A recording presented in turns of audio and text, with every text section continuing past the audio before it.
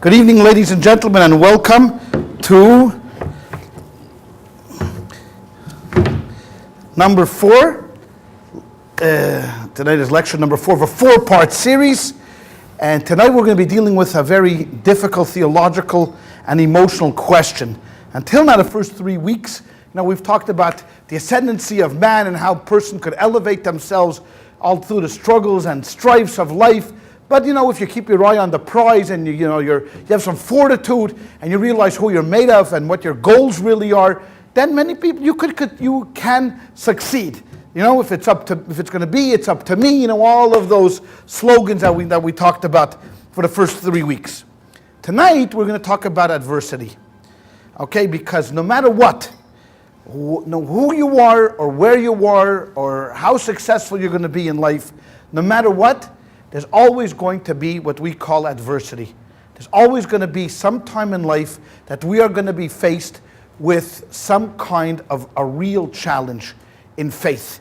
Now that could come through illness, that could come through a reversal of fortune, that could come through death, it could come a number of different ways. And no human being so far on the face of this planet has yet escaped this way of dealing with reality. It's reality. Now, in a theological sense, one is right away going to question, because if we did everything in the first 3 parts of the series, then we understood that Jews have a very special mission, and we're connected to that mission, and we want to be part of that mission, and we do everything we can to fulfill that mission.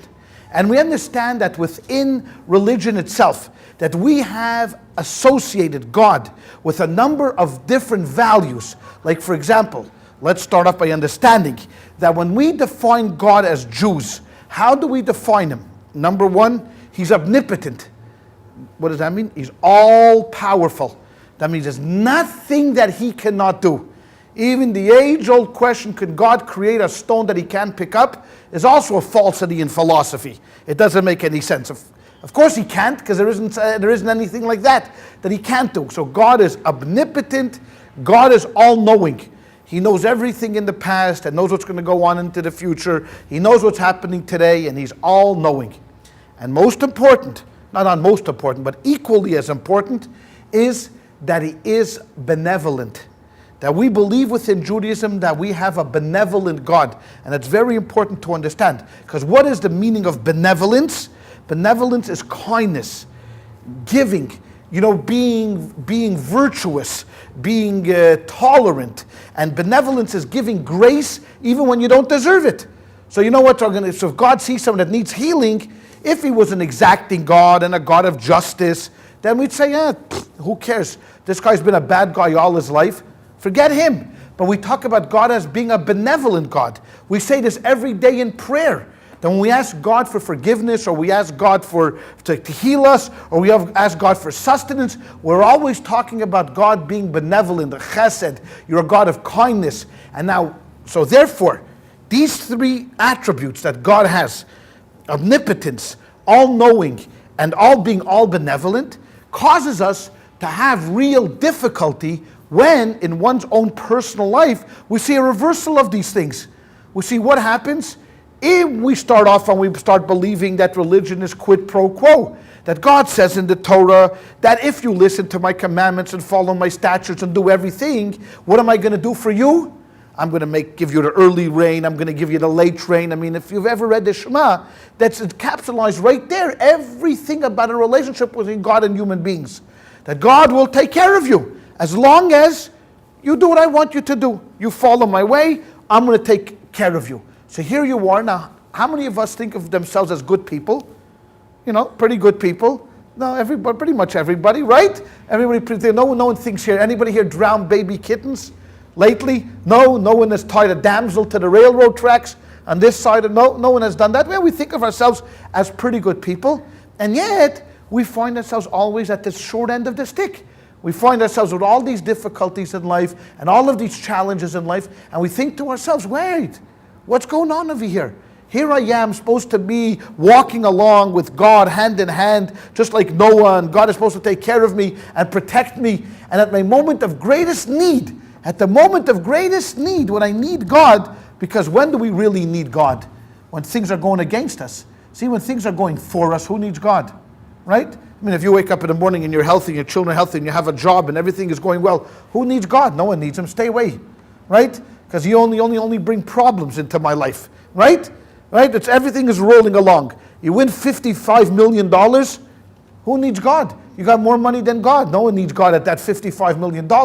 When do you need God? When all of a sudden you're hit with an illness. God forbid your family's hit with an illness, your parents get ill, all of a sudden where are you now? Where are you now? I'm expecting you to show up. And all of a sudden you're leaving like this, high and dry. This is not part of the plan.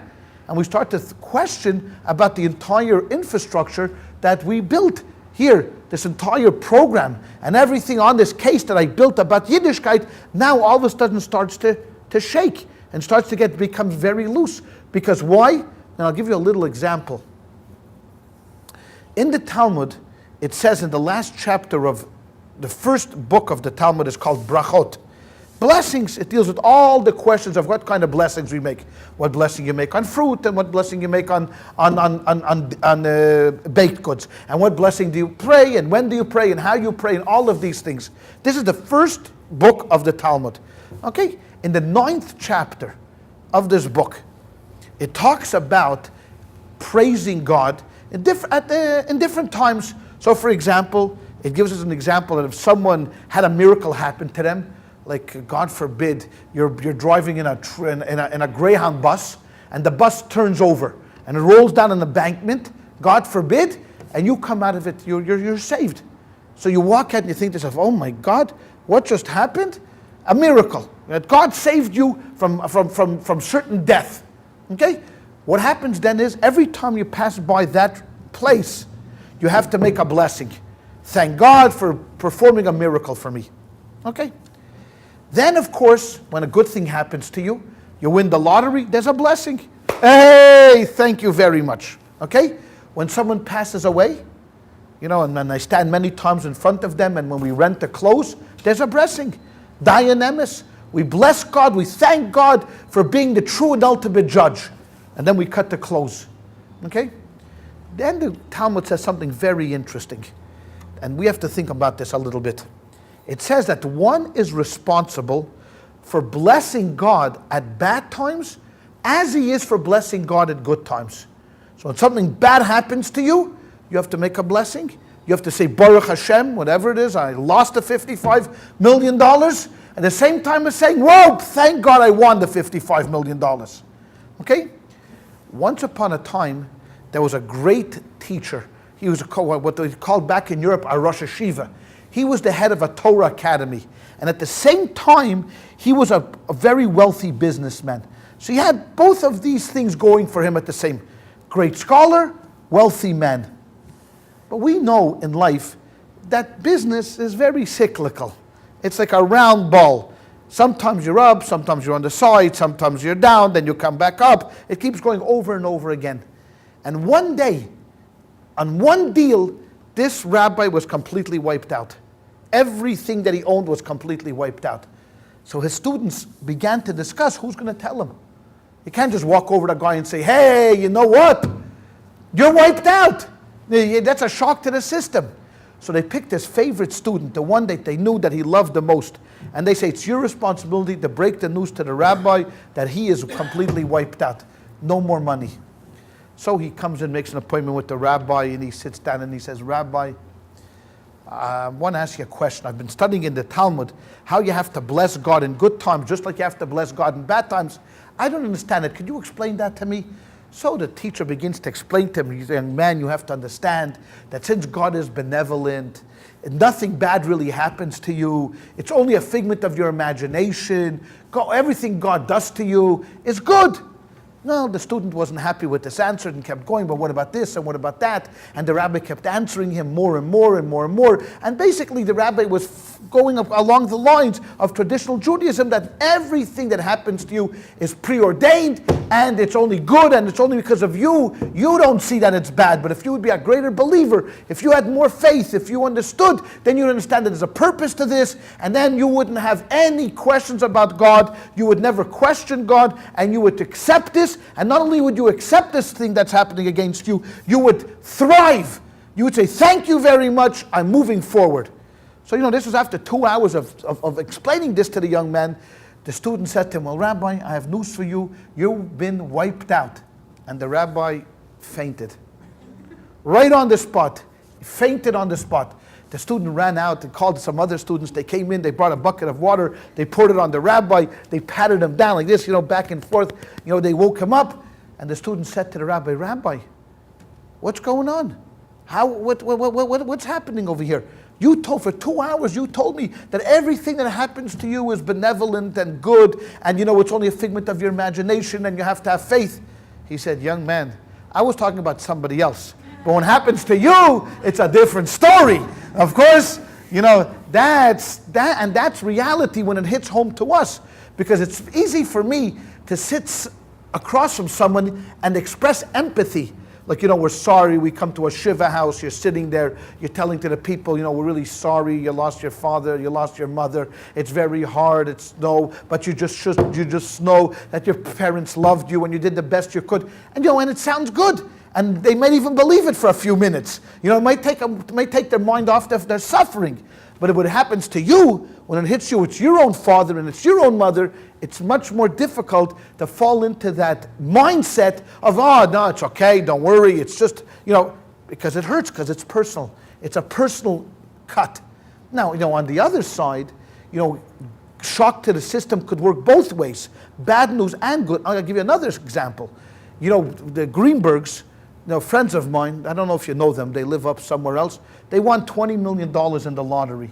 Now, Mrs. Greenberg didn't know how to break it to her husband that they just won $20 million. So she went to someone that she trusted that would be able, because he was having a bad ticker. Now, if you give him such news could shock him to death. So she went to the rabbi and said, Rabbi, could you please help me break it to Sam that we just won $20 million in the lottery? Rabbi says, no, don't worry. Don't worry. He calls Sam in. And he's thinking about how is he going to make sure that Sam doesn't have a heart attack. So he says, Sam, I want to ask you a question. Yes, Rabbi? What would you do? Theoretically, we're talking about here just one day. Theoretically, what would you do if I told you you've just won $20 million? And he says, Rabbi, if you told me that, I'd give half the money to the shul. The rabbi had a heart attack. All right? Okay? So it works both ways. Okay, it works both for the good and for the bad. But dealing with the good is a lot easier. Dealing with a victory of 20 million is better than dealing with things that are against you. So tonight I want to talk a little bit how we deal with this both on a personal level, as an individuals, and how we deal with this on a national level, because it also affects us. For example, we just passed the Holocaust Day, right? We passed Yom HaShoah. I mean, if there's anything that could test our faith, it's this whole idea of the Holocaust, of where was God, how did he allow this to happen, how could this have happened, etc., etc., etc., etc. And we'll touch into that later on the second part of our lecture. But for right now, let's deal with as an individual. And let's try to explain, to the best of our abilities, some of the things that we've thought about in Judaism, but we may expand upon it.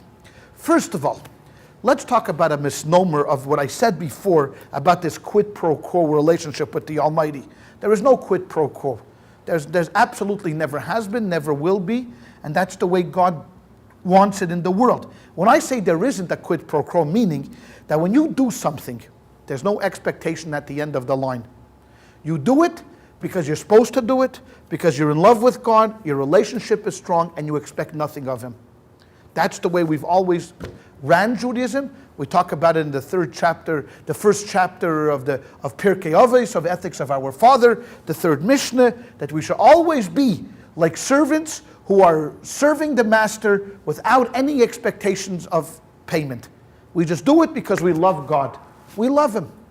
To illustrate this, there's an argument in the Talmud, and I go back to the Talmud, if you want to look it up, that between rabbis, and the case comes as follows.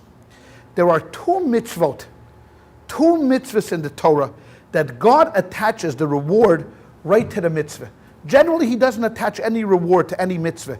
He says, if you keep Shabbos, good. You have to keep the holidays, great. You have to do this, put on tefillin, great. There's two mitzvot in the entire Torah that God attaches right away a reward right next to the mitzvah. What are those mitzvot? What are those commandments? One is well known to everybody.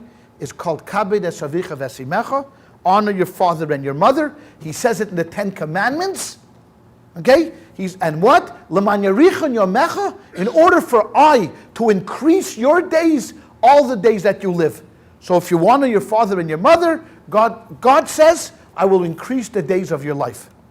The second mitzvah is a much more obscure mitzvah that I don't think I certainly never did this mitzvah. I don't know if anybody here else did this mitzvah as well.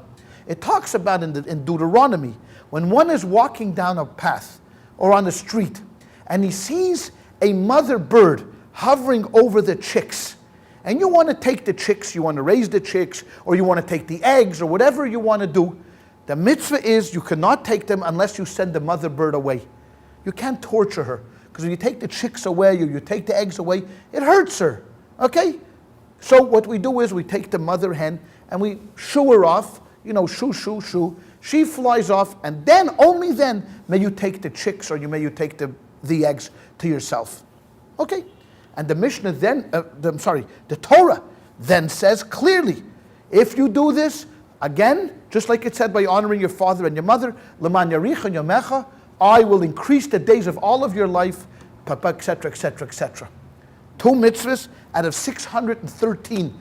Okay? One day, Elisha ben Abuya, a famous author of the Mishnah, a great scholar, was standing, and he noticed this episode happened. A father said to his son, an 8-year-old boy, will you do me a favor? You see that nest up there on that tree? I want you to climb up that tree, shoo away the mother, and bring down the eggs to me. Okay? Both mitzvahs in one shot, right? He's now performing both. This kid should have lived to be 180, because you get 120 for honoring your father, another 60 tacked on for shooing away the mother bird. Beautiful, unbelievable. What happened? The boy climbed up the tree, fell down, and was killed. Right there. An 8-year-old boy. Elisha ben Abuya saw this and immediately became a heretic. He said the whole Torah is nothing. Whole Torah is not true. For God says itself, right in the Torah, that I will increase the days of your life if you perform these mitzvahs. And what did I just see? My very own eyes witnessed something that went exactly 180 degrees against what the Torah said. So if the Torah is not true in this verse, and it's not true in that verse, then that verse is not true, and the next verse is not true, and the next verse is not true. And he gave up Judaism. The outcome of this episode was that the rabbis decided that schar mitzvah b'hai alma leka. I'll repeat that again for those that missed it the first time around. Schar mitzvah, rewards for doing a good deed, b'hai alma, in this world, leka, doesn't exist.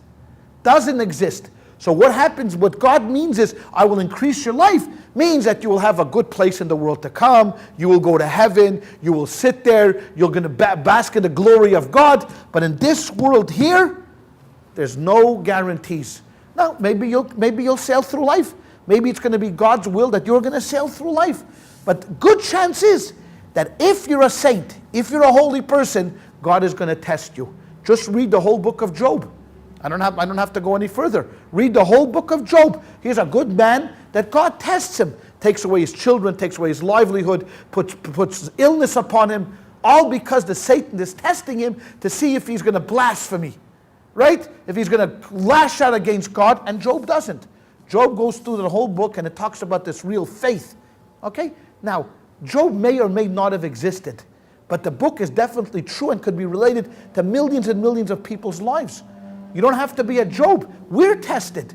We know Certainly if you happen to be in the medical field or go to a hospital and see illness every single day and you think about it over and over again, you begin to wonder, what's going on? What's happening here? I'm just thinking about Dr. Dewell. I mean, he's a pediatric urologist. What does he deal with? He doesn't deal with the $20 million lotteries. He deals with children who are ill and parents who are worried about their children, and you begin to wonder and begin to think about, wow, I do this every single day. Now, thank God you're able to help, and so this gives you a lot of satisfaction, and you do this because of love of humanity and love of children, all of that stuff. But it will only be natural, to start thinking about why. What am I seeing here? I'm seeing something that's olam hapach, everything that's upside down. They're not supposed to be this way. The good people are supposed to, are supposed to rise up, and the bad people perish. And what do we see really in the world? We see many times how good people are hurting. Good people suffer. Now, we all know we're not born yesterday. I'm very sorry for that. Very sorry. We know that we're not children, right? We know that in life there's no answer for this question. No matter how much we're going to debate and how much we're going to discuss and how much we'd like to think that we're understanding and logical and rational and mature people, the fact is that good people suffer and bad people sometimes prosper. And for that we'll have to wait till Mashiach comes or till you pass away and you get up to see God face to face and you could ask Him. Here, we have to start dealing with issues, how we are going to reconcile it in our very own lives. When reversals work against us, we need to be able to bring up we need to be able to have a defense mechanism to tell ourselves that, hey, God does exist, this is what's happening, and this is what's going on, etc., etc., etc. Now, there are two types of reversals. There's a type of reversal that God sends upon you. What is that? Illness. Okay? Or, lose a job, whatever it is, death. These are all in the purview of God. But then there are challenges that are man. People are hounding you. People are abusing you. People are terrorizing you. And you think to yourself, how can God let this happen? I live on my block. No, I'm just saying theoretically, it's not happening to me, but on my block, there's a guy that keeps terrorizing me. Throwing things at my house and this and that. Man, I called the cops, but it's hard to do this. Well, why is God allowing this bad person to live among us? Why are there these bad people among us? Can't God just snap His fingers and instantly my problems will be taken away? And don't we lay in bed wishing that would be the case? That we have God in our back pocket and we just say to Him, hey, God, please do me a favor. Crush that guy like a rat, like an ant, like he deserves. I mean, many times in cases, it's not a perfect justice system that we have here. It's a good justice system. But many times, evil people walk out of the court and they're innocent. And you think to God, can't you, while that guy is walking down the street, can't you get this truck, just cut the brake line, boom, and you'll kill him? We all wish that life would be like that, wouldn't we? We'd love to have that. The reason why God does not do this, even though He can, is because for a very important principle within Judaism that we have to talk a little bit about this evening, because I think it's very important when we're dealing with faith and suffering. One, every man and every woman that lives on this world has free choice. Free choice. What does that mean? Now, let's think about that for a moment. We wake up in the morning and we decide how we are going to run our lives.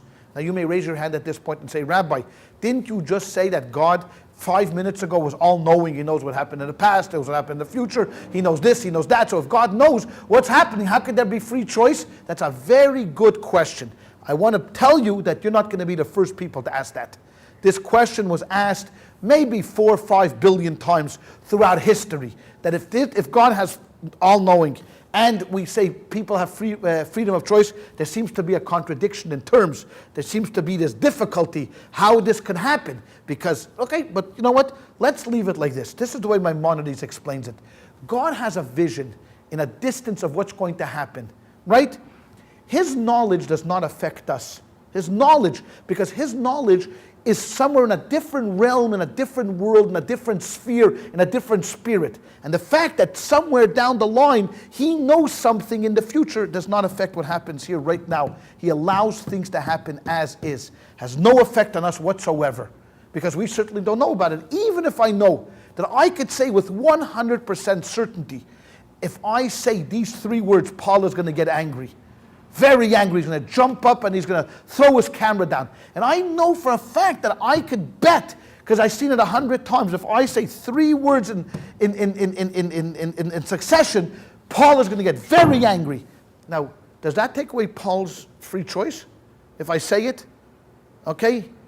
Like Paul is a rabid Yankee lover. He loves the New York Yankees. And if I should say, I hate the Yankees, right away he's going to get angry. I could say it 100 times, Paul's going to get angry 100 times. That doesn't take away my free choice, even though I know how he's going to react. But that's the way it is. So we have to believe in our heart of hearts. If we're an alcoholic, if we're an abuser, if we're a gambler, if we're anything, it's us. Can't blame it on God that he gave me this, forget about it. We have free choice. And the fact that we have free choice is a fundamental principle in religion. Because as we mentioned in the first class, that if there's no free choice, there's no reason to continue. That's it, goodbye, end of discussion. Because then, nobody takes any responsibility. We have the old story of Adam and Eve. She said he did it, he said she did it. Blame him, blame her, blame everybody, blah, blah, blah, blah, blah, blah. The fact is that we know that people make their own choices in life. Sometimes they're good choices, sometimes they're bad choices, sometimes they're very bad choices. But we do that. And God allows that to happen because this is the way he set up the world. In order for us to get rewarded, for us to be able to sit in the glory of God up in heaven, we have to be able to overcome all of our traits. So you want to end up eating the ice cream? You want to have the ice cream? Okay, that means you're going to have to, for a whole week, you're going to have to eat the Brussels sprouts, the cauliflower, the broccoli, all of that stuff. Then, if you meet your goal, get on the scale, okay, then you can have the ice cream. But if you don't meet the goal, no ice cream for you, sir. No soup for you. That's it. End of discussion, forget about it. Now that's up to me. How bad do I want that ice cream? Do I really want it badly that I'm going to be able to suffer and work and do it? Yes, it still is my choice to do that. And that's basically the way God set up the world. You want to sit in heaven? You want to come and be next to me? You want to feel this glory, this warmth, this wonderful grace that you're going to experience? Down here on earth, you're going to be faced with many challenges. And as parents, we know, we're ready to put the kids to sleep. After everything is quiet, Mommy, I'm hungry.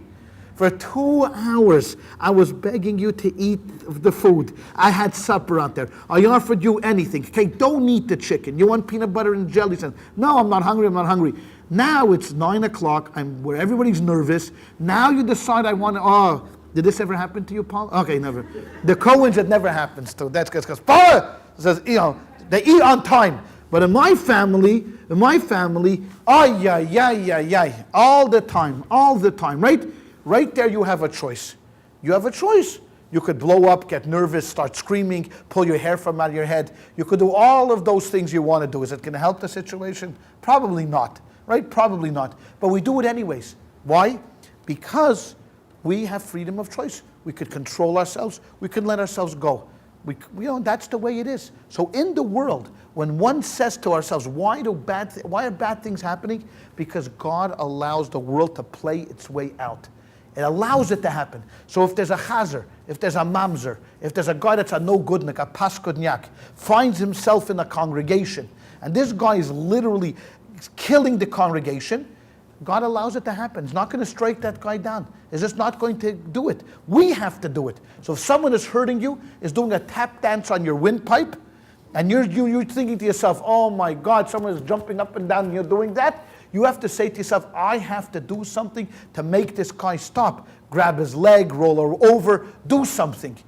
Pray, yes, that's part of it. And maybe God will intervene. But before his intervention, you better make sure you did all of the necessary things in order to feel that you did your part. You made the vessel. Now let God take over from there. And that's why we understand and know that things are going to happen to us and God is going to allow those things to happen. Because we definitely want to have that ice cream. And with the ice cream comes the Brussels sprouts. Right? With the sunshine comes the rain, and with everything bad, with satisfaction comes frustration. If everything we did in life was only positive, and every day we woke up, and every day all we ate 3 times a day was ice cream, ice cream, ice cream, you know what would happen? After a few days, we get sick of that ice cream. We'd never want to look at it ever, ever, ever again. We wouldn't ever want to do that. And if everything that we did came easy, and every time we made a business deal it was successful, we'd never, ever, ever appreciate what we have on this world. Never. Ever, ever, ever. And the only time we start to appreciate the good things is when we start experiencing a little reversal. So, lefum tsara agra, according to the hard work is the reward. Now, what do you mean the hard work, lefum tsura agra? Now, I remember times in a yeshiva when it's not the most difficult thing to go to rabbinical school. I can tell you, there's things that are much, much, much harder to do. You know, you're trained your whole life to end up going to rabbinical school. You're studying the Talmud, but you know what? When you're already in that milieu, I'm not talking about a guy who wants to today join rabbinical school. Yeah, that's difficult. If you want to join at 50 years old and say, I want to become a rabbi, yeah, that's going to be a little harder. But when you're trained from when you're 5, 7, 9, 10, 12, and all gearing up towards this, in rabbinical school itself, it's, there's hard classes, but this is not brain surgery. Let's be honest, this is not brain surgery. But I'll never forget that when there are tough times, tough sections in the Talmud that you work your way through, the satisfaction is unbelievable, much greater, much better. If you're listening to a lecture of a rabbi giving on a very difficult subject and you get it, you understand it, it's much easier. The satisfaction is much greater than if you read a section in the Talmud which is our stories and memoirs and this and that and all that stuff. It doesn't give you that much satisfaction. And that's the way it works in the world. It works in the world that we ourselves have free choice. We control who we're surrounded with. We allow only those people to influence our lives. Everything else in the world that happens to us, we say to ourselves, yes, things could happen. I'm driving down the street, a guy hits me. Those things happen. Yes. And that's out of your control, and the guy was a drunk driver and the guy's a paskudnyak. But Hashem allows this to happen because you want to feel the tomorrow the great feeling of holding your grandchild. So you have to know some suffering as well. That's the way it works in the world. In the world, there's not only this whole idea of pleasure, pleasure, pleasure, pleasure. With the pleasure comes the pain. With the sunshine comes the rain. That's the way it works. In the world, and there's nothing within Judaism that makes us believe that it's going to change. Now, when we understand that, does it make any easier to take the pain? Can it make it any easier, like that Rosh Hashiva, like that rabbi who was told immediately, hey, you were wiped out? Maybe not. Maybe not. Because we're dealing on 2 different levels. One, today we're talking on an intellectual level. We're sitting in a classroom, in a university setting, and we're talking about how we think with our minds and how rationally it's supposed to be. And that makes all perfect sense, right? Have I said anything that sort of shocks the system, that say, Rabbi, no, it's wrong? No, we all understand this. Maybe we don't think about this every single day, but we understand this logically. Yes, you want to get from point A to point B. There's going to be hills, there's going to be valleys, there's going to be peaks, there's going to be gutters, there's going to be people who are going to try to get you off the road. Yes, but at the end of the day, when you win the race, isn't that much greater than if you were just riding around the track yourself? I mean, you want to have an Indianapolis 500 race. You could win it among 30 of the best world runners, or you could do it yourself. Go to Indianapolis, get a car, race around the track 500 miles, and you'll say, hey, you know what? I won an Indianapolis 500. No, you did not. You maybe ran around the track 500 times, but you did not win a race against other people who are better and superior than you are. That's the way the world works. And you could get pleasure out of running around, the track. Great, no problem. I mean, will Kobe Bryant get much pleasure if he plays the boys at the Hebrew Academy boys team? They may be very good ball players at the Hebrew Academy. 7th and 8th grade may put up a good fight. But let's be honest, is he going to get much pleasure out of beating these guys? No, not much pleasure, right? Not much pleasure. Because he gets his pleasure when he wins a championship, and he gets a pleasure when playing with people his own skill, and then he beats them. That's pleasure, and that's what this whole world is really about. And when people hurt you, when people do things against you, we have to realize that they are exercising their free choice. Yeah, their free choice, yes. Yes, and even though you may say to yourself, it's not fair. Oh, well, you're right. You're absolutely correct. It's not fair, and life sometimes is very difficult, and there are things that are going to go against us that is just crazy. That is crazy because we never expected it. We were blindsided by our partners who we thought we trusted them, and then all of a sudden, one day your accountant calls you up, hey, Rabbi, your check just bounced. How could it possibly bounce? There's $1 million in the bank. Well, there was $1 million in the bank. Your partner decided that he needs the $1 million, and he's sitting today in Tasmania. Now, how do you like that? You know, and then these things hurt you because you trusted him and you did everything. Now, you could fall apart and roll into the corner and say, I'm never going to do any more business deals. I'm never going to do anything. My life is finished. I'm going to commit suicide. Yes, you could do that. And people have done that, and people will continue to do that. And that's one option. Or if we're a strong person and we understand that these things happen to us because this Paskudnyak exercised his free choice, just like we exercise our free choice when we do something and hurt somebody. Now, if you don't believe that your actions hurt deep, and hard, think about what you did today. Think about what you did today. Think about what you could have done today and what you actually did today. If it's not today, it's yesterday. If it's not yesterday, it was the day before. But in the very, very, very not distant past, I guarantee you, somewhere down the line, you hurt somebody. Maybe not a deep cut that a person is never going to get over it, but you think about it. Maybe you promised your children something. Maybe you said, if you eat those Brussels sprouts, I'm going to buy you a game. You never intended to do that. You made an idle promise. You said never, never. In your mind, it's a lie. Because but your kid trusted you. Your child trusted you. Or your coworker, or your boss, or you made a commitment to somebody, or you should have called somebody. Just think about it. You exercised your free will, and you hurt somebody. Now, if you're a big person, what you will do is you're going to apologize, and you're going to try to make amends for hurting that person. Now, does that help the situation? No, that cut was a real cut. That cut was a real cut. And I did it. I caused hurt and bleeding, maybe spiritual bleeding, to somebody else. So now what goes around comes around. I'm not saying I'm gonna be hurt, but I should not be surprised if someone does the same thing to me, because I pass it on and pass it on and pass it on, and we all hurt each other as human beings. It's a failing that we have, and unfortunately, as long as we're humans and we're not elevated ourselves to the level of angels, that's what's going to happen. You may blurt out something in anger. You may be negligent. Or, not all sins are sins of commission. There are a lot of sins of omission, that you didn't go to the hospital to visit that friend that you said you were going to visit to. But I was busy. What were you busy with? I was playing golf yesterday. Yesterday was a golf tournament at the Hebrew Academy. All day I'm smiling. What's wrong? It's a great day. I'm playing golf. I should have felt guilty. There's this to do and that to do and this to do and that to do, but I was playing golf, all for the sake of the Lord, right? I was saying playing God for me, for my sake. No, I was playing for the Hebrew Academy. What are you talking about? This is God's work here in the world, and that's the way we are, and that's the way we act to people around us, and that's the way people act to us, and that's the way all these concentric circles keep going. Now, the same thing works on a positive sense. The same thing works, pass it on. You do something good, pass it on to somebody else, pass it on, pay it forward. If you remember that movie, pay it forward, keep going, do something good to somebody else. Now, we want to believe that. That's most of our actions are in that vein. I helped somebody out. I made a call today. I boosted someone's spirit. I made somebody feel good. I finished a commitment that I made. All of these things, great, wonderful. I thought about the betterment of the world. But I'm human.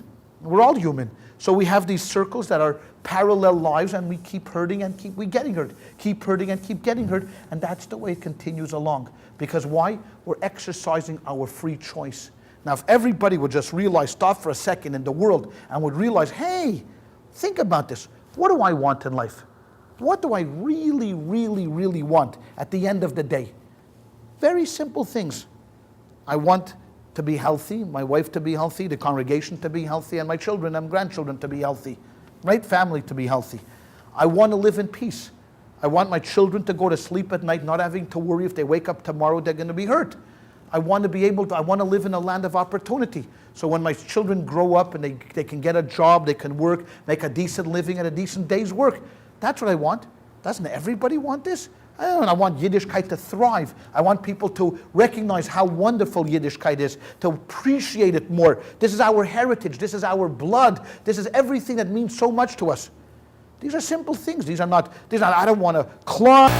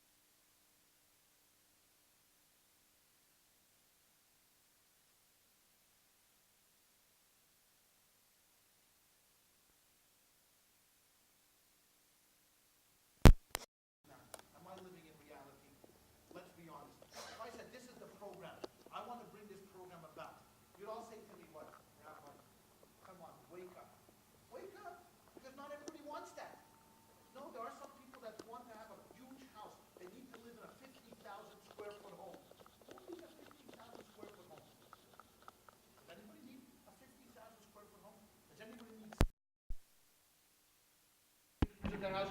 No, but there are people that like to have that. People like that, and as long as people like to have that, they're going to go out there and go for it. How do you go for it? How do you make a lot of money? You sell things and you work and you start a company and then the company you're going to start taking advantage of people and starting to climb up the corporate ladder. And then there are people who are going to say, look, that guy works hard for his money, but I still like the money, so you can have thievery. And we should have those nice, that bracelet over there. I love that bracelet. I'm going to, after, before he leaves the class, I'm going to rip the bracelet off him, and I become jealous. And jealousy is part of the human nature. So my whole plan of everybody just living like hunky-dory in John Lennon's world, no, we're going to live in the real world. That we have to deal with jealousy, and we have to deal with murder, and we have to deal with thievery, and we have to deal with people that are going to undermine you. And not such a bleak picture, but in reality. In reality. So when a Jew sits and thinks about this idea of why does this happen to me? And when I'm not talking about, God, we'll deal with God in a moment, we understand that this is part of human nature, and I was the unfortunate one to be at the short end of the stick. So if I was the one in the accident, or if I was the one who was taken advantage of, or I was the one that my partner, blew his money, I could be angry and very angry, and go to doctors and start taking, pills, for my anxiety, and then end up with an ulcer. I could do all of that; it would be perfectly normal. Or I can, move on. And move on is the two hardest words that we have in life. Is move on, and move on is equally important to think with when we're dealing now with illnesses or things that are God-stricken. Now, God strikes somebody down. God strikes down a loved one. And our first initial reaction is, why? Why? God forbid, Pliny ben Pliny. Pliny ben Pliny is an anonymous guy. That's the expression used in the Talmud. When they want to give an example, they use the Talmud. Pliny ben Pliny. Rabbi, what's going on here this evening? I thought I shut it off. Okay, okay. So Pliny ben Pliny is out there, and all of a sudden he goes to the doctor. He gets the worst news. That which he was thinking of and he most feared is real. He's got cancer. Okay, you have cancer. And today I saw an article in the paper today. You see, not always does it turn out bad. This guy got cancer, and the doctor said, it was in England. And the guy said it's inoperable. The guy spent all of his money, and then the doctor says, oops, I made a mistake. It is curable. I mean, it's not life-threatening. And the guy wiped out everything he had. Because he lived big. The doctor said, you only have 2 months to live. So he sold his house, he sold his clothing, everything, and he just lived, And now all of a sudden, 2 months later, the doctor says, well, I'm happy to tell you, or I'm sorry to tell you, that you have another 5 years to go, or 10 years to go. So he's suing, of course, because this is what you have to do in America, or London, or wherever, or in England. You're going to sue. But in the case of where it's not so, it was not a doctor's mistake. He tells her you have cancer. You have cancer. And sitting and thinking about that, you think to yourself, the first thing is denial.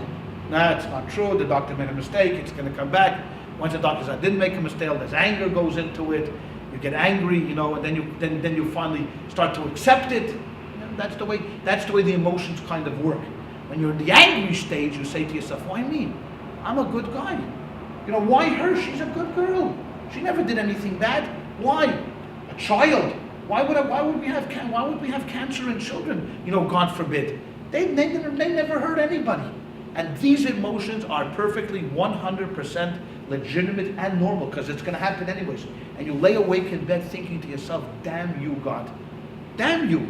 Because here I was relying on you, and I wanted you, and I was close to you, and all of that stuff, and here I am. Now, this is what you do to me. This is what you do after everything I've given up for you. It's like the rabbi who was 60 years. For 60 years, he was a rabbi in this very, very Orthodox temple in New York. And finally, after 60 years, it's time to retire because he's like 85 years old. It's 60 years, okay? So his wife had passed away, his children already had grown. He's already an 85-year-old man. He decides he's going to go down to Florida. He goes down to Florida, decides he's going to live a little. Because in New York, he never lived. So he shaves off his beard, he takes off his black coat, his black hat, he puts on a pair of those polyester pants with a t-shirt, with a shirt, and Rabbi Teitelbaum is living the life. Walks across the street and a truck runs him over. Okay? Gets hit by a truck and dies right there. His first day in Miami. He comes up to heaven, he says, I want to see God right now. Okay, they let him in. He starts screaming at God, how could you, how dare you, how inconsiderate of you. And God says, Teitelbaum? I didn't recognize you. I probably wouldn't have done it if I had recognized you, but I didn't know it was you, Teitelbaum. All right. Now, you look at it that way, that God didn't recognize us, but you lay in bed in reality, not thinking of the rabbi's dumb jokes that he's trying to score some points with here this evening. You're thinking of a real serious situation, and you're angry, and you're very angry at God, and you lash out at God, and that's probably very natural. It's absolutely 100% natural. To question His existence. Maybe this whole thing is Baba Mises. I've been going to shul my whole life, and they've been giving me this Baba Mice about God, and this fantasy and this thing about God taking care of His sheep. And here I am faced with an unbelievable thing. And you can't write that off to free choice, right? You can't say this is free choice, because whose free choice was it? I wasn't free choice. This guy, remember Jim Fix? Remember a name Jim Fix? What was Jim Fix famous for? Running. Thank you. He was a runner. You know what he died of? A heart attack. You know what? When he had a heart attack? Running. Right? He was a runner, good shape, took care of himself, wrote books, made running fun for everybody. That's why I never run. Walk. Trick God. Don't run, because if they're running, God thinks, oh, you're in good shape. Let's see if you can take this heart attack. Here, there you go. Okay? Don't do anything like that. Okay? Don't be crazy. So here's this guy running, and he comes up to God and says, well, I did everything you told me to do. I watched what I ate, I took good care of myself, I exercised, I ran. Not only did I run, I got other people to run. What do you do? You know who died also pretty early? Dr. Atkins. Right? He dropped dead. You know why? He wouldn't eat an apple. I begged him, eat an apple. It's good for you. An apple a day keeps the doctor away. No, he refused to eat an apple. An apple is bad. Eat 50 pieces of bacon a day. But an apple, don't, God forbid, don't eat an apple. Well, guess what? You don't eat an apple, 50 slices of bacon a day is going to do it to you. I'm saying better don't eat the bacon, it's not kosher. Okay? Forget about the bacon. Eat an apple. I mean, it's good. But here's people who've done everything, did nothing wrong, or you think you did nothing wrong, and then all of a sudden, boom, you're hit with the cancer. And these are very natural, very normal tendencies that we go through. Now, religion is limited in how it deals with this. It is limited because we don't know the ways of the Almighty. Why did this guy, such a good man, come in, in our show we've had a spate of, unfortunately, of a series of deaths, in our congregation.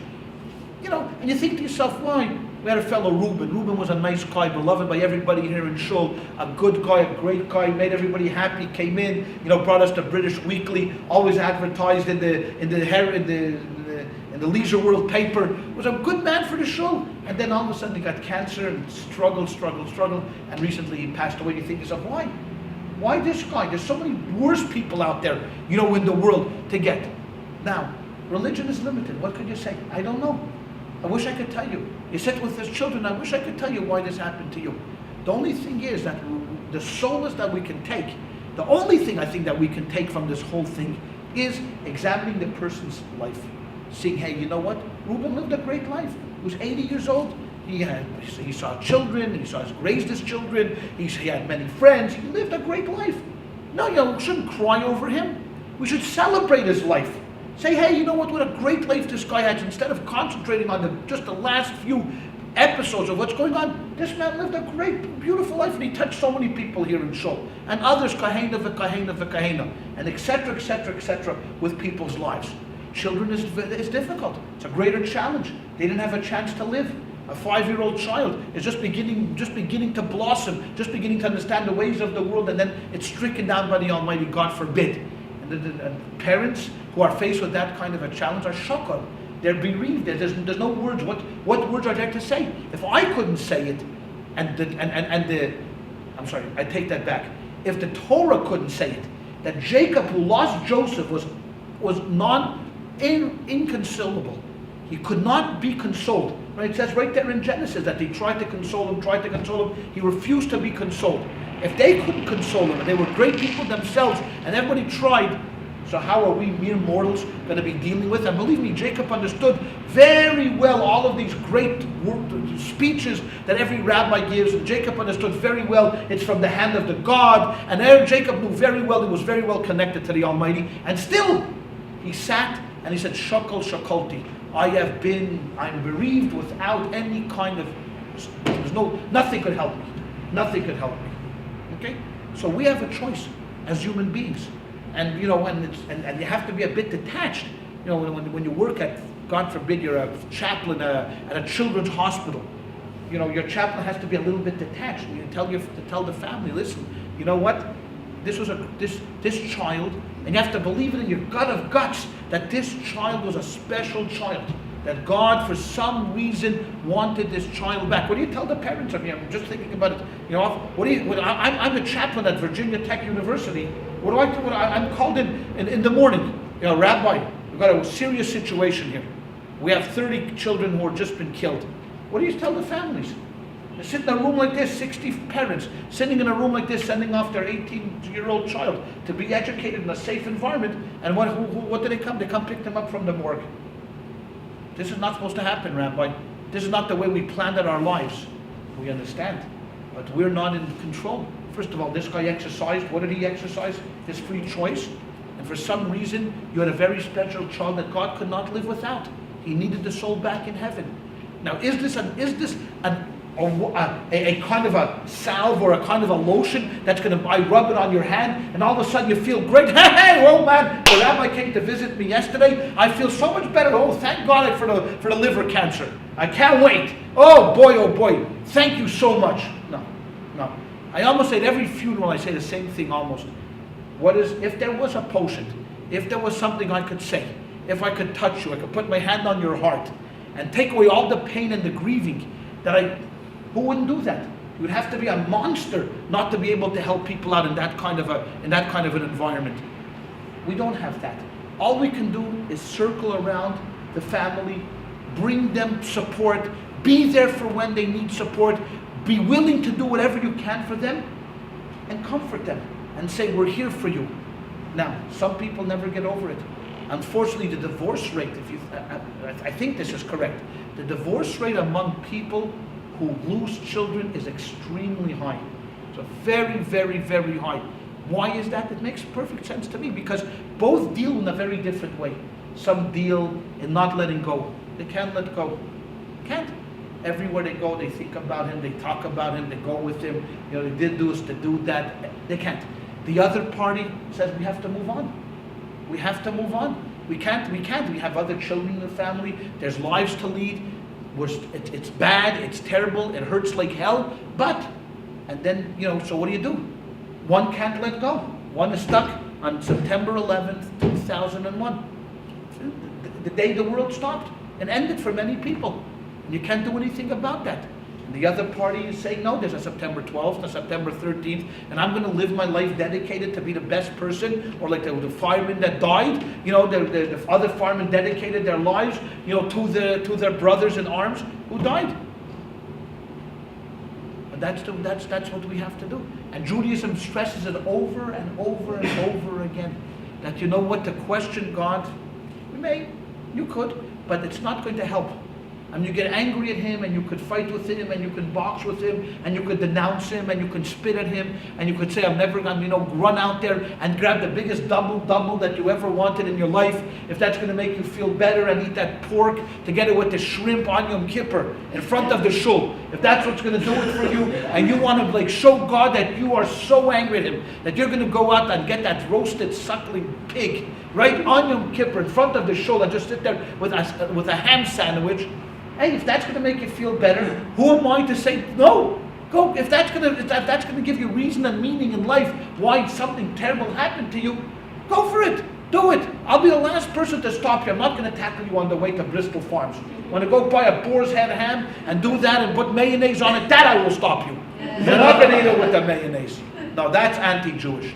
Everything else I could go for, but with the mayo, no. That's really as a cold, calculated statistician, and say, yeah, listen, facts are facts. There's 300 million people living in the United States. If you take the numbers and you run the numbers, what are you going to find? A certain number are going to die today. That's it. That's the ways of the world. A certain number of Americans will die today. Hopefully it's not going to be us, right? But it could be you. It could be you, just like it could be the guy in Iowa, just like it could be the guy in New Jersey, just like it could be the guy in North Carolina. There's no guarantees in life. So it could be you. And if it happens to happen to your parents or to your siblings or to your spouses, that's statistics, baby. There's no way around it. Now, you can tackle the matter that way and be a cold fish and take everything on a very, very superficial, intellectual level and just say, hey, it's all a matter of statistics. Death is it. We finished. Goodbye. I don't buy that. I buy the fact that there is meaning to life. Even if the child is 5 years old, even if the child is 1 month old, there was meaning to that life. The child brought something into the world. The child continues to bring things into the world. The best thing for a parent to be able to do is to live a life that would make the child proud, just like if a parent passes away, to make the parent proud. Now, you know what? And there's many people who have done that. Then there's a woman in New York that I know. Her name is Devorah Halberstam, that built a children's museum. Literally built it almost single-handedly. There's a children's museum in Brooklyn, New York right now that cost about $30 million to put up. And her driving force was the death of her 16-year-old son who was murdered on the Brooklyn Bridge. Almost 1994, so that would make it how many years ago? 13 years ago. 13 years ago, her son was driving in a van full of yeshiva bachrim, and they were ambushed by terrorists. Literally by terrorists. The terrorists shot through the car. And of all the 13 children riding in the car, her son was the one that was murdered. Now, she took this as a challenge and built this huge edifice. And of course, in front it's dedicated to Ari Halberstam, and good for it. But that's what she did. And and unfortunately, she divorced her husband. Coming to think of it, and because she went on a mission. She had this mission that nothing was going to stop her, no one was going to get in her way, and this is what she wanted to do, and she was going to memorialize Ari at all costs. No one was going to stop her. Not her parents, not her husband. She dedicated her life to doing this, and Ari has a tremendous. Now, how many people did this museum help? Thousands, and thousands of people know Ari Halberstam, and till this day she still plugs along, and she goes on, she goes on talk shows, and she talks about how she did this and what she did. That's one way of dealing with it. We should never be challenged. God willing, we should never be challenged in that kind of a situation. But that's the way I think. One way, I'm not saying this is the perfect way, but one way of dealing with it. A more difficult, but not yet difficult, more of a theological and intellectual difficulty is when it comes to the Holocaust. Now, for many of us, Holocaust is removed. None of us were there. I'm probably the closest one to the Holocaust since my parents were. Kenny, his father was a Holocaust survivor, and mother, both Holocaust survivors. So we know what we know what it's like. But we're removed. We were not at the death camps. We didn't see the death camps. We didn't have to wake up every morning starving. I eat well, Kenny eats well, Baruch Hashem, we live in the land of plenty. Our parents came, they rebuilt. I mean, you think about it, the Schlesingers here in Long Beach, what they've done, both Kenny's father and his uncle Eugene, who we all know, Eugene who spoke for us on Rosh Hashanah, they came here after the war, built businesses and helped the community. I mean, these were people that are miracle people. But as a theological question, and to try to understand where God was, where was he during the Shoah? Where was he during the Holocaust? How can he? We're going to read on Shavuos Day that God says to us, I chose you as my great people. You are the apple of my eye. You are a nation of priests and of godly people. And I'm going to do everything for you, and I will. Yeah? Well, you tell that to somebody in 1944 in Auschwitz, that start reading on Shavuos, the book that God is watching you and God is protecting you and God is holding you like an infant, like a mother's, like a nursing mother holds her infant tight to her bosom. That's the way God is watching us. You tell that to somebody, in Auschwitz. Well, I have to be honest with you. I'm not the first person that came up with this question, right? I'm not the first person to deal with this. And I'm only using the Holocaust because it's a good springboard where to jump, because we could talk about a number of different calamities in the world. We had Pol Pot. If you're Cambodian, if you're Armenian, you talk about the Turkish genocide. If you happen to be from Sudan or from Somalia or from all of these things, you have a million questions. But we are Jews, and this has affected us to a great degree. It led to the establishment of the state of Israel to a certain degree, because the world felt bad, so we ended up having an Israel because of this. And how do we theologically deal with this? And there's a number of different ways, and I just want to point out a few. There's a few ways of how traditionally we've dealt with the question of the Shoah. And I'll start off with a very personal story. My mother grew up near Lodz. Lodz was a big town in Poland, had probably 250,000 Jews living in Lodz at the time, before the war. Okay? She came from a family of 4. 3 survived, which was unbelievable. 75% of her immediate family survived, which is a lot more than my father, who came one of 6, and he's the only one that survived. But my mother, 3 siblings survived. Her sister, and her brother. Okay? Her sister went with her from day one. They traveled together from the deportation from Lodz to Auschwitz, from Auschwitz to Bergen-Belsen. Every day she was never separated from her sister. They went through the war together from day one till the last day. The youngest sister refused to come with them on the train. She said the Russians are coming. She was a communist. She said the Russians are going to come to liberate us. I'm not going. Well, she was murdered during the liquidation of the ghetto. The Germans, whoever didn't get on the trains, were killed. She was gone. Her brother ran to Russia, and after the war they were reunited. These 3 people are representative of 3 ways to look at the Holocaust. One, my uncle became extremely Orthodox and doesn't deal with it. There's no issue. What are you asking? The Holocaust? I never heard of it. What? You don't know about the Holocaust? Yeah, there was a Holocaust, so God wanted the Holocaust to happen. That's it. There's nothing to think about. Finished. He's not dealing with it. He's not struggling with it. There's no questions to him. This is what God wanted. Dayenu, I accept it. Okay? He closed his mind off from any type of questioning of the Holocaust and God's involvement or non-involvement in the Holocaust. That's one way. He became a rejectionist. Just rejects any question. My aunt on the other side became non-religious. That's it, non-religious. My uncle, who she married, also was a Holocaust survivor. Had a store open on Shabbos, worked on Shabbos, didn't keep a kosher home, didn't put on tefillin, didn't do anything like that.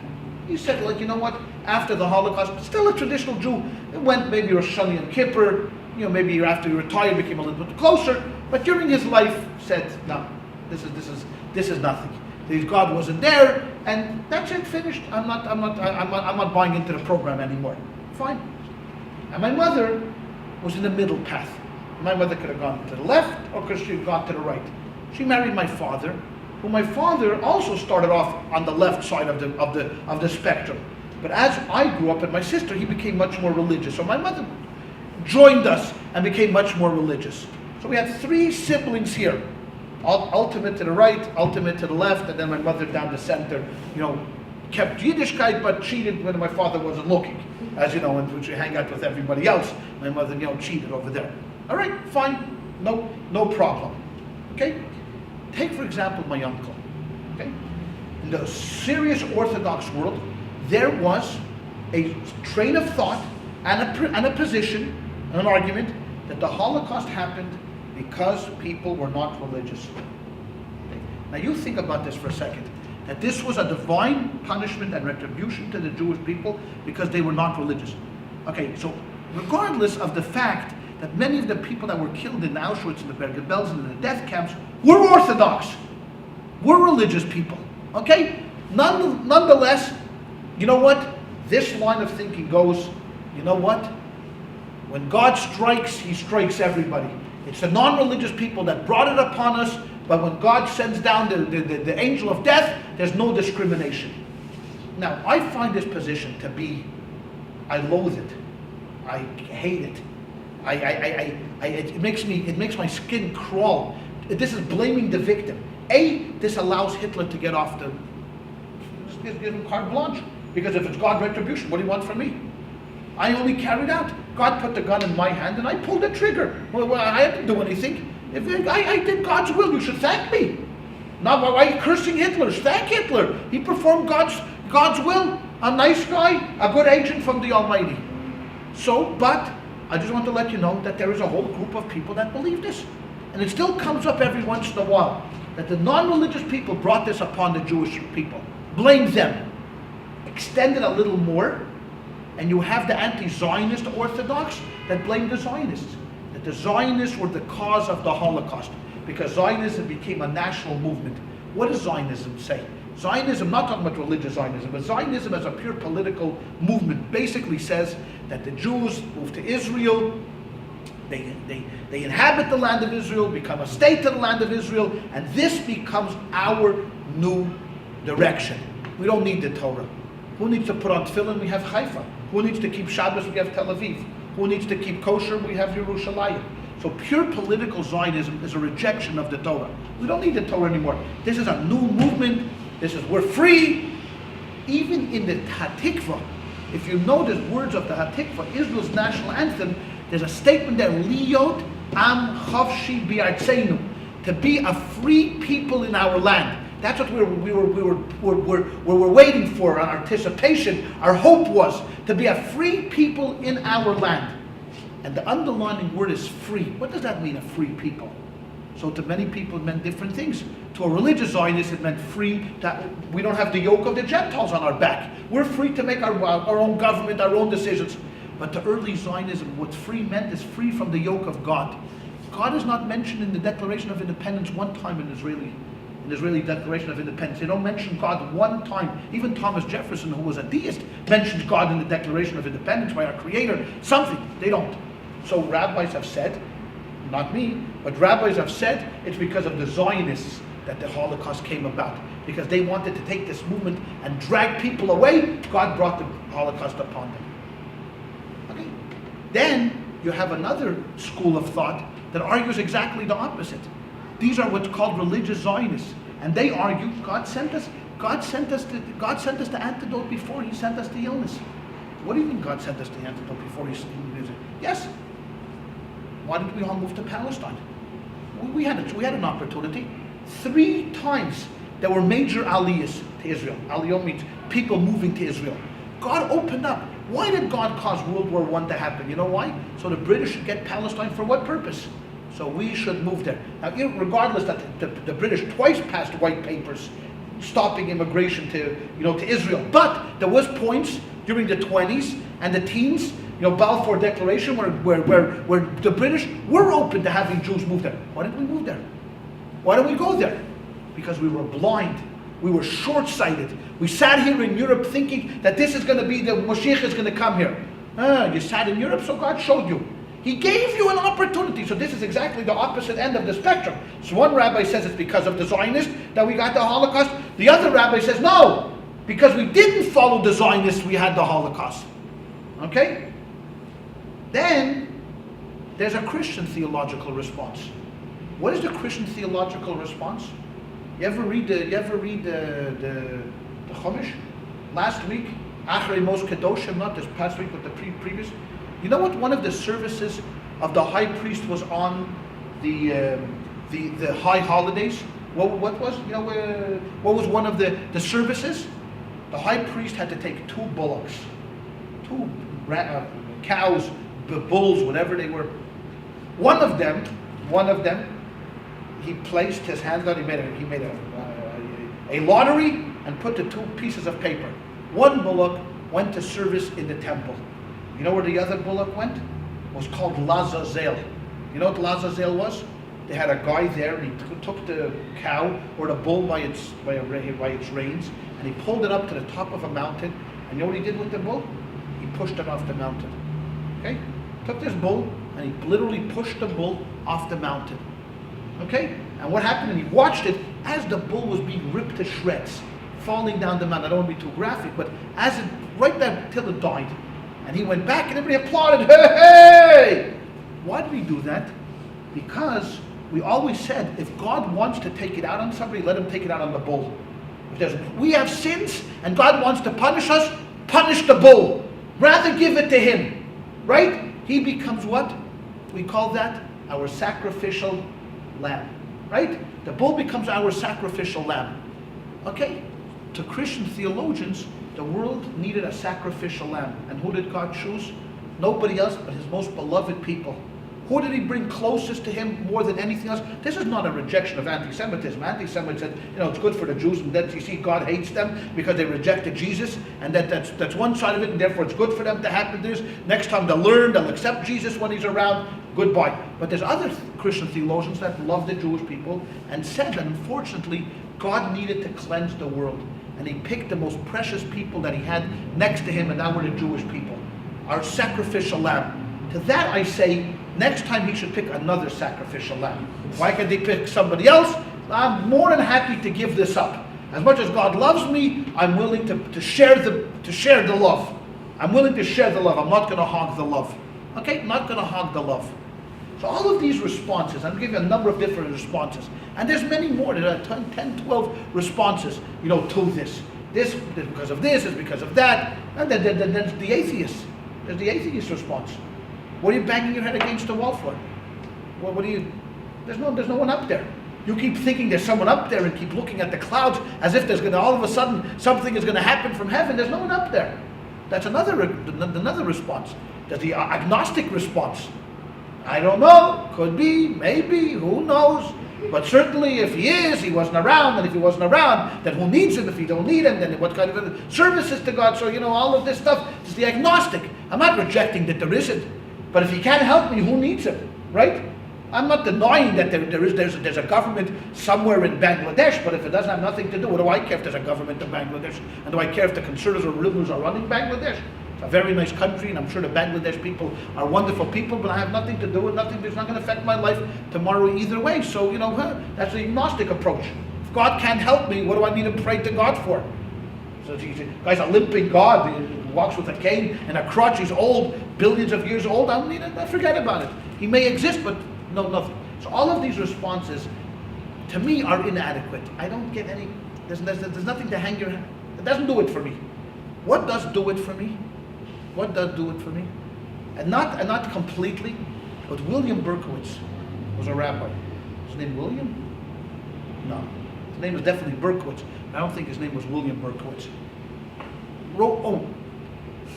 There's another response, the radical response that after Auschwitz, the world forget about it. It's nothing. God just rejected us. There's no God, and forget about it. He did exist, but Auschwitz killed God. Okay, so God died in Auschwitz. That's another response. Not that God never existed. He did exist. He existed till Auschwitz.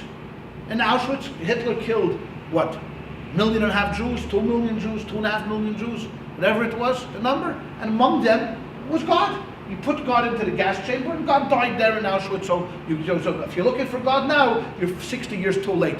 You should have come back before God. It's a radical theological response. Now you can still keep Yiddishkeit. doesn't mean that you don't put on film every day. Yeah, you could put film on every day, but there's no God to listen to you. And before I go into the last response of Rabbi Berkowitz, I'll just tell a story about Elie Wiesel. Now, Elie Wiesel's an interesting fellow, because I think that he's very traditional by nature. I'm not sure if he considers himself completely Orthodox. He certainly davens in an Orthodox shul in New York. It keeps kosher, it keeps yontif, all of that stuff. We all read his books. If you haven't read any of Elie Wiesel's books, I urge you to read first, starting off with Night, because that's his personal memoir of what happened in the Holocaust. Your hair will stand up on your head. But then all of his books, and I've heard him speak a number of times when I was in Boston, and Paul, I'm sure, also heard him speak there. He gives free lectures. Elie Wiesel once had a lecture like this. He said, it was the days after Bergen-Belsen. You have to look at me like I'm Elie Wiesel, okay? We're going to suspend reality for a moment, okay? It was the days at the end of Bergen-Belsen. I think Bergen-Belsen was liberated on a Monday or a Tuesday. I think it was a Tuesday, April 15th, 1945. My mother was liberated from Bergen-Belsen. The next few days, the Jews, the survivors, went through a number of different experiences. Some of them went crazy and started to steal things.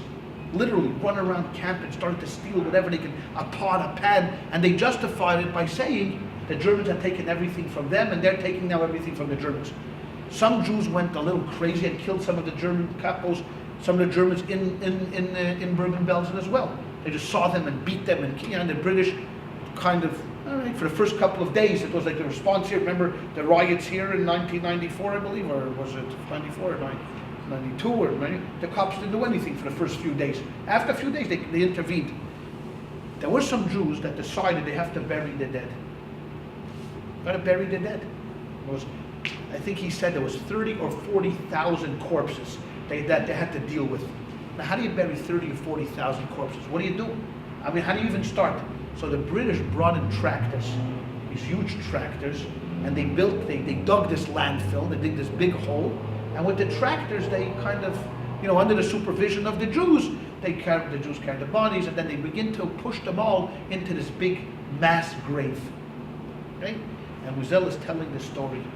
And he's saying that after they finished, it was a Friday afternoon, the Jews who were involved all gathered around the pit, and inside the pit were maybe 5,000 people, almost 8,000. It's hard to know because so many bodies are there. And they surrounded the pit and they said Kaddish for the 8,000 people that perished. And Wiesel ends the lecture by saying, and that Kaddish God did not deserve. What is Kaddish? Kaddish is glorifying God's name. He said, and that Kaddish God did not deserve. Now, you think about something like that, it throws in a lot of questions. What does it mean by that? The next day he did deserve the Kaddish? Yes. The next day you have to say Kaddish and you've got to go on with life. But at that very moment, when you're standing right next to that gravesite, he said he didn't deserve it. Maybe they said it, but he didn't deserve that Kaddish. That's another emotional kind of a response. That's why you can never deal with a Holocaust survivor on an intellectual basis. It's impossible to deal with them. Can't sit down with my mother and talk it rationally. How can you talk rationally about the Holocaust? When you're in a room with people dying every day, wishing to die every day, hoping they die every day, what do you say? You see all of this inhumanity that went on. There's no way you could rationalize this with someone that lived through it. Okay, fine. That's one way. I'll give you the last response. The last response is connected to what I said before about individuals. God created this world and allowed for people like Hitler to come along. That's kind of the basis of the argument. God allows it. Now, if he intervened, if God had said, in 1925, when Hitler was sitting in prison writing Mein Kampf, God would have given him a heart attack. Sure, God could have done that. Would have snapped his fingers, Hitler would have dropped dead. How many times they tried to kill Hitler? You know what Hitler did during World War I? You know what Hitler's job was during World War I? He was a runner. You know what a runner was in World War I? 90% of all runners were killed in World War I. Because what was their jobs? How was World War I fought? Very different than World War II. World War I was fought, certainly here on the Western Front. I'm not talking about the Eastern Front, Russia, but the Western Front, Belgium and France. They dug ditches. The one side was here, 50 yards away was the other side. And they literally fought for yards. They went 5 yards this way, 5 yards this way, 5 yards this way, 5 yards this way. And they sat in the ditches and everyone picked up the... Now, if one lieutenant wanted to get a message to another lieutenant, you couldn't on the radio, you couldn't speak it because it was very possible that it's so quiet that they were able to hear you. They were so close. So you had runners. You called them, hey, Paul, psst, today you're a runner. Now, what did a runner do? He ran from one ditch to another ditch to another ditch. The problem is that you pick up your head when you start running. Everybody picks up their head, boom, they're gone, finished, they're waiting for that. 90% of runners were killed. Hitler survived. Hitler was a runner, he was wounded, but he survived. He made it. And all through his life, if you read the history of Adolf Hitler, one thing after another, so many times, this man could have been stopped. Easily. And I'm not talking about like bringing in the American army and bombing him, but easily could have been stopped. But he wasn't. He wasn't, and he perpetrated the greatest evil, at least to the Jews, that ever was perpetrated in the history of mankind. Why God allowed this to happen is the same way you see people who he allows, whether they belong to a gang, or whether they belong to skinheads, or whether they belong to the Ku Klux Klan. Why does God allow these people to exist? He allows them to exist because good people need to stop evil. Good people. And what happened in World War II? What was the saying? Was it the Reverend? What was his name? He was a Lutheran Reverend Brandhofer. I'm sorry, but if you look him up, his statement was always he died. Hitler killed him. And the statement was, you know what, first they came for the communists, but I'd never make a move because I was not a communist. Then they came for the Jews and I didn't make a move, but no one said because that wasn't a Jew. Then they came for the gypsies, then they came for the communists, then they came to this, and by the time they came for me, there was no one left to say anything. Okay? There was no one left to say anything. And what he made in that statement, what the Reverend meant in that statement was that we allowed this to happen. We allowed the Holocaust to happen. By sitting back and doing nothing, by doing absolutely nothing, we were the cause of the Holocaust. That's it in a nutshell. That's it in a nutshell. The fact is that we celebrate Yom Ha'atzmaut every single year.